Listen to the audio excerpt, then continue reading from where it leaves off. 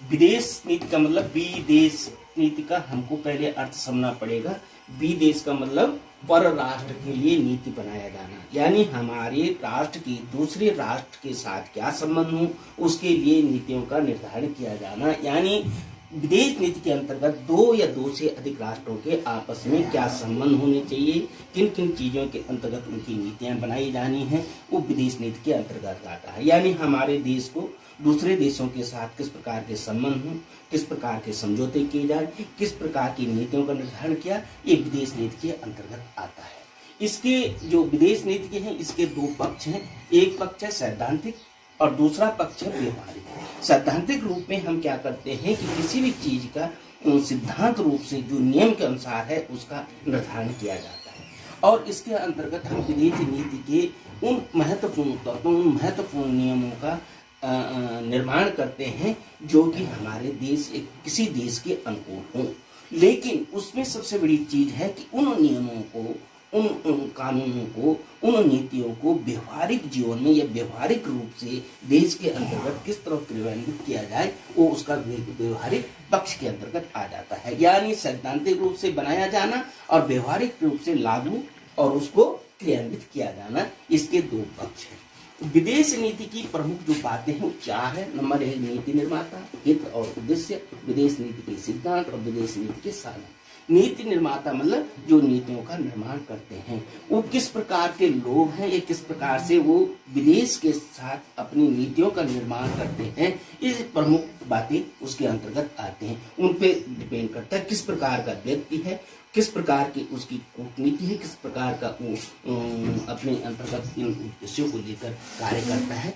अगला है हित और उद्देश्य। उसके अंतर्गत क्या है, इन चीजों के ध्यान में रखा जाता है कि हमारे राष्ट्र के क्या उसमें हित छिपे हैं और क्या उसके उद्देश्य हैं। इन चीजों का भी इसके अंतर्गत ध्यान रखना पड़ता है। उसके अलावा विदेश नीति के सिद्धांत, यानी सिद्धांत रूप से नियमों के अनुसार से विदेश नीति किस प्रकार बनाई जाए, किस प्रकार से उसको एक प्रारूप के रूप में तैयार किया जाए, उसका ध्यान रखना। अगला है विदेश नीति के साथ उसको, उस नीति को बनाए जाने के लिए किन साधनों का हम इस्तेमाल करते हैं, उपयोग करते हैं, इन चीजों का भी इसके अंतर्गत ध्यान रखा जाना चाहिए। यानी विदेश नीति की प्रमुख बातों के अंतर्गत इन चार चीजों का प्रमुख रूप से ध्यान रखा जाता है। विदेश नीति और गृह नीति, आपने देखो ये भले विदेश नीति और गृह नीति जो है एक दूसरे के पूरक है, एक दूसरे की मतलब एक सिक्के के दो पहलू हैं, इस रूप में इसको लेते हैं। लेकिन विदेश नीति का है दूसरे राष्ट्रों के साथ नीतियों का निर्धारण किया जाना। गृह नीति का मतलब है अपने देश के अंतर्गत किस प्रकार की नीति हो, वो गृह नीति के अंतर्गत आता है। यानी गृह नीति और विदेश नीति के अंतर्गत वो सारी चीजें आती हैं जो देश की सुरक्षा को लेकर है, देश की स्वाभिमान को लेकर, देश के गौरव को लेकर है। इन सारी चीजों का बहुत ज्यादा असर पड़ता है। अगर गृह नीति मजबूत है, गृह नीतियां सही ढंग से कार्य कर रही हैं, तो उनका बहुत ज्यादा प्रभाव विदेश नीति पर भी पड़ता है। इस रूप में अक्सर देखा जाता है। विदेश नीति और राष्ट्र हित, विदेश नीति को लागू करते समय प्रमुख रूप से इन चीजों का राष्ट्र हित का ध्यान रखना परम आवश्यक है। यानी हम हर राष्ट्र की एक भरपूर कोशिश होती है कि वो जब विदेश नीति बनाए, किसी देश के साथ कोई समझौता बनाए, तो अपने देश को अधिक से अधिक लाभ हो। दूसरे देश को क्या लाभ होता नहीं होता उतना ध्यान नहीं रखा जाता जितने अपने देश के लाभ के बारे में सोचा जाता है। इसलिए पर राष्ट्र हित के बजाय स्वराष्ट्र हित के बारे में इसमें सबसे ज्यादा देखा जाता है। विदेश नीति का निर्धारण करते समय राष्ट्र हित का सबसे प्रमुख ध्यान रखा जाता है। यह विदेश नीति का मूल उद्देश्य होता है। यानी जब हम किसी देश के साथ अगर संबंध बनाना चाहेंगे तो वो संबंध तब जाके बनेंगे जब हम ये सोचेंगे कि हमको इससे क्या लाभ है। यानी अपने हितों को ताक पर रखकर हम किसी देश के साथ कोई संबंध नहीं बना सकते। यानी अपनी राष्ट्र के हितों की अनदेखी करते हुए दूसरे राष्ट्र के साथ कोई भी विदेश नीति का निर्धारण नहीं किया जा सकता। इसलिए राष्ट्र हित को ध्यान में रखते हुए ही विदेश नीति का निर्धारण किया जाता है। अब है सहयोग, विरोध और तटस्थता या सहजता। विदेश नीति के लागू करते समय विभिन्न देशों के बीच कई प्रकार के संबंध होते हैं, जिसमें क्या है, आपने देखा होगा कि द्वितीय विश्व युद्ध के बाद जब पूरा विश्व दो गुटों में बटा हुआ था, तो दो गुट क्या करते थे, एक दूसरे का, यानी पूंजीवादी गुट साम्यवादी गुट का विरोध करता था। साम्यवादी गुट क्या है, पूंजीवादी गुट का विरोध करता था, और उसके आपस में जो पूंजीवादी देश के साथ जुड़े थे वो पूंजीवादी देश का सहयोग करते थे, जो साम्यवादी देश के साथ जुड़े थे वो साम्यवादी देश का सहयोग करते थे, और एक दूसरे का वो विरोध करते। लेकिन कुछ देश ऐसे थे जो तटस्थता की नीति अपनाते थे, यानी वो उनके बीच में किसी प्रकार की कोई अपनी भूमिका का निर्धारण नहीं करते थे। आज भी तुमने देखा होगा कि कई देशों में आपने देखा होगा जब कोई डिस्कशन चलता है तो आपने देखा होगा अमेरिका और ईरान का बीच में क्या है, टेंशन चल रहा था। तो कई देश क्या है अमेरिका के पक्ष में बात कर रहे थे, सहयोग देने की बात कर रहे थे, कई विरोध के बारे में बात कर रहे थे। कई देश ऐसे थे जो तटस्थ बने हुए थे, तो किसी भी प्रकार की कोई प्रतिक्रिया नहीं देते थे। तो इस प्रकार विदेश नीति में क्या है, सहयोग, विरोध और तटस्थ तीन तरह के बारे में जो सिद्धांत और नीतियां हैं उनका भी क्या है निर्धारण किया जाता है। विदेश नीति के निर्धारक तत्व, यानी विदेश नीति के निर्धारण में जो प्रमुख तत्व काम करते हैं किसी देश के अंतर्गत, वो इस प्रकार से हैं। जैसे क्या है, भौगोलिक स्थिति, जनसंख्या, प्राकृतिक संसाधन, औद्योगिक क्षमता, सैनिक शक्ति, विचारधारा, विश्व जनमत, प्रचार, आर्थिक उपकरण और युद्ध। इस प्रकार ये कुछ प्रमुख तत्व हैं जो कि विदेश नीति के निर्धारण में कार्य करते हैं। इसके अलावा भी अन्य तत्व हो सकते हैं। नंबर 1, भौगोलिक स्थिति। किसी भी देश की भौगोलिक स्थिति किस प्रकार की है, वो विदेश नीति के निर्धारण में महत्वपूर्ण तत्व है। यानी किसी देश के जो भौगोलिक क्षेत्र है बहुत बड़ा है, किसी देश का भौगोलिक क्षेत्र बहुत छोटा है। अगर भौगोलिक क्षेत्र छोटा है, सेनाएं कम भी हैं, तो उसकी सुरक्षा करने में वो सुरक्षा कर सकते हैं। कोई देश क्या है कि अगर किसी देश की भौगोलिक स्थिति बहुत विस्तार पूर्वक है, तो उसमें अगर सेनाएं कम है या सेना छोटी है, तो उसका सुरक्षा करने में उसको बहुत समय या वक्त लगेगा, या उसकी पूरी की सुरक्षा करने में उसको इतने खास सैनिक नहीं हो सकते। इसलिए भौगोलिक क्षेत्र का किसी देश की विदेश नीति पर बहुत प्रभाव पड़ता है। दूसरा है जनसंख्या।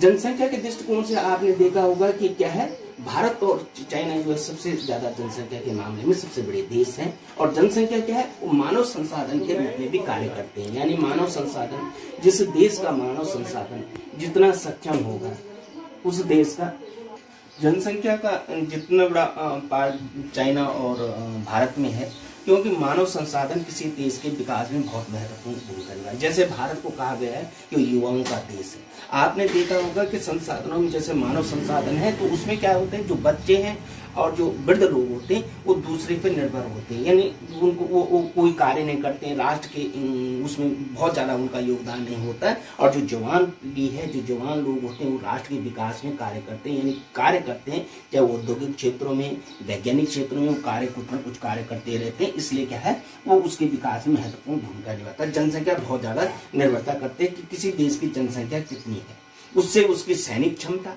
अन्य चीजों पर भी उसका बहुत ज्यादा निर्भरता होती है। प्राकृतिक संसाधन, किसी भी देश के प्राकृतिक संसाधन उस देश के विकास के लिए बहुत आवश्यक है।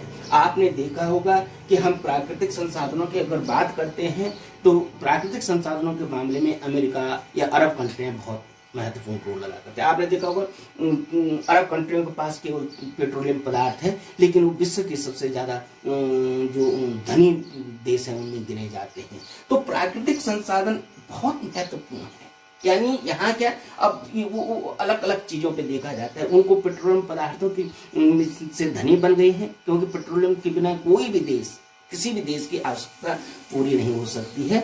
आप मतलब इसमें सबसे बड़ी चीज जो विदेश नीति है, उसमें क्या है, एक दूसरे के साथ संबंध और एक दूसरे का सहयोगी बनकर कार्य करना है। कोई भी व्यक्ति, कोई भी राष्ट्र अपने आप में पूरी तरह से सक्षम नहीं होता है। इसलिए तीसरा है, चौथा है औद्योगिक क्षमता।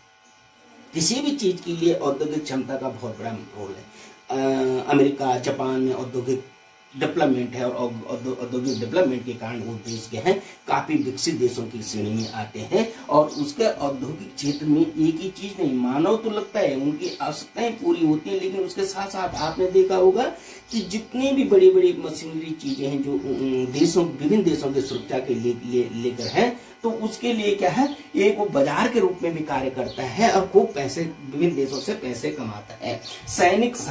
सैनिक शक्ति का क्या है कि इस चीज में बहुत बड़ा रोल है। आपने देखा होगा कि सैनिक शक्ति भारत और चाइना के पास तीनों प्रकार की सेना है, लेकिन यहाँ पे अगर हम नेपाल को लेते हैं तो नेपाल का कोई पार्ट क्या है, समुद्र से घिरा ना होने के कारण उसके लिए जल सेना का रखना कोई जरूरी नहीं, इसलिए उसके पास इस तरह के नहीं है। तो कहने का मतलब है सैनिक शक्ति के रूप में जैसे भारत के पास बहुत ज्यादा सैनिक है, लेकिन अगर हम तो वहां पे अमेरिका को देखते हैं तो उनके पास जो हथियार हैं, अत्याधुनिक हथियार, वो बहुत ज्यादा है। तो सैनिक क्षमता का भी बहुत बड़ा रोल है कि सैनिक क्षमता के आधार पे वो विभिन्न देशों पर क्या प्रभाव डालता है, उसका भी सबसे बड़ा चीज इसमें कार्य करते हैं। विचारधारा, आपने देखा होगा द्वितीय विश्व युद्ध के बाद दो विचारधाराएं उभर कर सामने आई।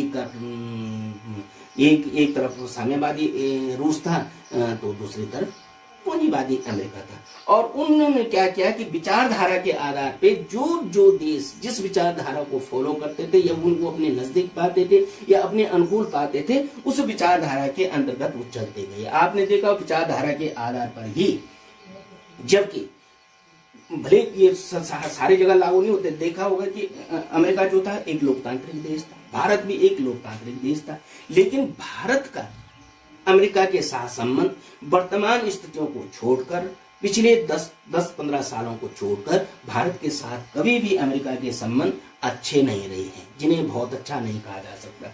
लेकिन विचारधारा के विरोधी होने के बावजूद साम्यवादी रूस के साथ भारत के जो संबंध है वो स्वतंत्रता से लेकर आज तक क्या है बने हुए हैं और अच्छे संबंधों के अंतर्गत आता है। विश्व जनमत, आपने देखा होगा कि विश्व जनमत का भी बहुत ज्यादा महत्वपूर्ण भूमिका है।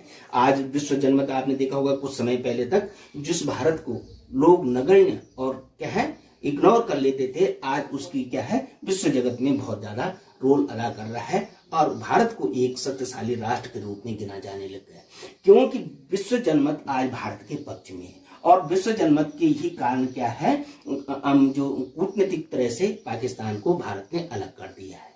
यानी भारत ने इस तरह का विश्व जनमत तैयार किया है जिसके आधार पे विश्व के अधिकतर लोग भारत की बात मानने के लिए तैयार। विश्व जनमत में क्या होता है कि अपनी विचारधारा और कूटनीति के आधार पे दूसरे देशों को अपने पक्ष में करना, वो अपने पक्ष में किस प्रकार होते हैं उसके लिए एक नीति बनाया जाना है। वो क्या है विदेश नीति में कार्य करता है। प्रचार का बहुत बड़ा महत्वपूर्ण रोल होता है। आप प्रचार तो किसी भी चीज में देखते हैं, अगर किसी को चुनाव लड़ना है तो प्रचार की भूमिका है। किसी ने अपने जो आइटम औद्योगिक क्षेत्र के आइटम बेचने हैं तो आपने देखा वो टीवी पे प्रचार प्रसार आता रहता है और तरह तरह के प्रलोभन दिए जाते हैं जिससे कि लोग उसके आकर्षण में आते हैं। उसी प्रकार विभिन्न राष्ट्र अपना प्रचार करके विश्व जनमत को तैयार करने का कार्य करते हैं।